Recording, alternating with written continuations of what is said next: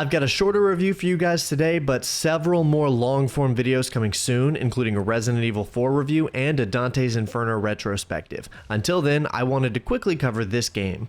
I'm a glass half full kind of guy and a Doom fan. I am not, on the other hand, a fan of mobile games. So when Mighty Doom dropped on the scene, I was caught between giving it a shot and ignoring it completely, as many of you probably did. Eventually, I decided that as the Doom fan that I am, I needed to at least try it. And it's about what you think it is. Let's go over the positives first. The music is awesome.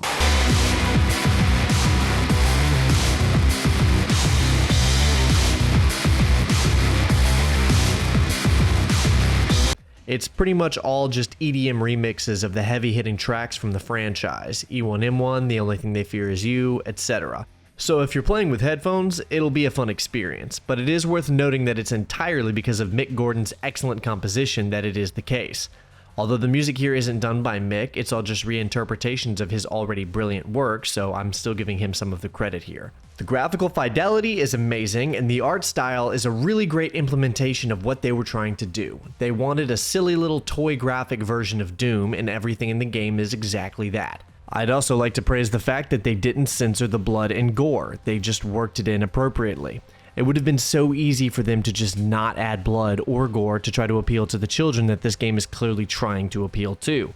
They did give options for changing blood color and turning it off and all that kind of stuff, but it's not the default. That being said, why in the world is blood turned on by default? I don't have any issues with it, I just don't understand who this is for. Like, it's designed as if it's for children, but would modern parents be okay with their kids playing this? My personal opinion is that it's harmless at worst and probably beneficial at best. I'm a stronger person because of playing gory games as a child, and I will die on that hill. However, that's just my opinion, and modern parents I think are pretty weak and timid in general. A lot of them might be worried about their child seeing a game like this, so I'm really unsure of who this is marketed towards. There's no way this game was designed for adults, right? I mean, it's a little fun, but no grown man is going to be amped up to play this game, I don't think. Maybe on the subway headed to work or something. The gameplay loop is just a rip-off of another mobile game called Archero, which doesn't really bother me because 90% of video game history is just other games ripping off Doom, so I don't see why Doom can't do a little ripping off right back. That being said, the progression is really simple. You move through little arenas, avoid taking damage, while killing off whatever enemies are in that arena. I was cynical at first, but I can't lie and pretend that I wasn't having fun with this. It's already addicting to play, but the Doom aesthetic had me coming back to try and unlock new guns and items and all the things that they've incorporated into the game.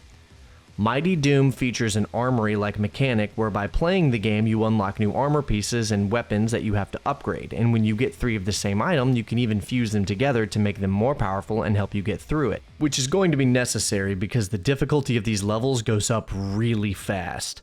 And I'm just enough of a sucker to keep coming back for a while and seeing what Vega mined for me that day. I am not, on the other hand, enough of a sucker to spend any real money on this thing. That's right, we've covered the good, now let's talk about the bad. This game is just like every other mobile game, and it is a microtransaction farm. It tries to hide it because you can earn and do most of what you need just by playing the game, but it is deviously programmed in a way that makes you get good progress in the start to set off those dopamine receptors with all the upgrading and the animations and the sound effects, but then it gets real scarce with what it gives you whenever you need to progress further.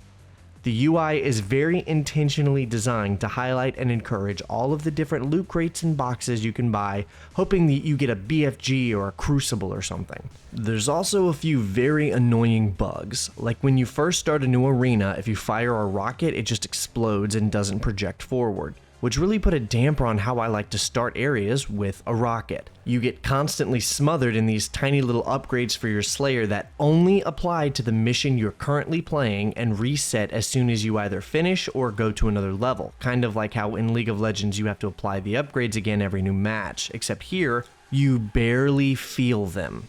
They may as well not even be there with how little they seem to affect the game.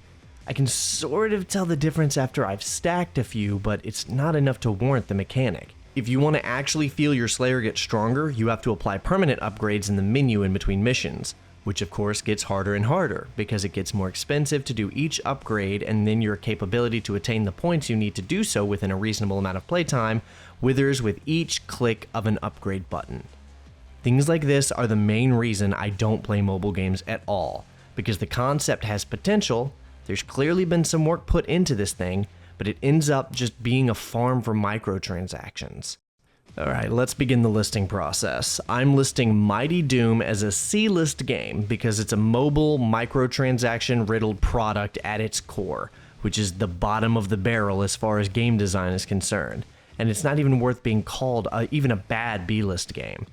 I am giving it 4 out of 5 stars, however, because while it's inherently trash from conception, at least it was fun trash at first that had a very appealing aesthetic, enjoyable music, very high quality and consistent art direction, and phenomenal sound design. However, those bells and whistles quickly give way to the uninspired and repetitive game design. There's nothing different about it than any other mobile game except that it's better made and higher quality, and its Doom paint job makes it more fun to play than a lot of the others. At the end of the day, however, all of the work went to a crippled concept of a game, and so I wouldn't recommend trying it unless you're in for a long car ride or you're stuck in a waiting room or something. Well, that's all from me. This one was a bit unorthodox, I know, but being a massive Doom fan, I had to play this game. And while I was doing so, I realized I had some things to say, so I hope you enjoyed my take on this, and I encourage you to like the video if you did, subscribe if you frequently enjoy content like this because I'm consistently putting it out, and thanks for watching.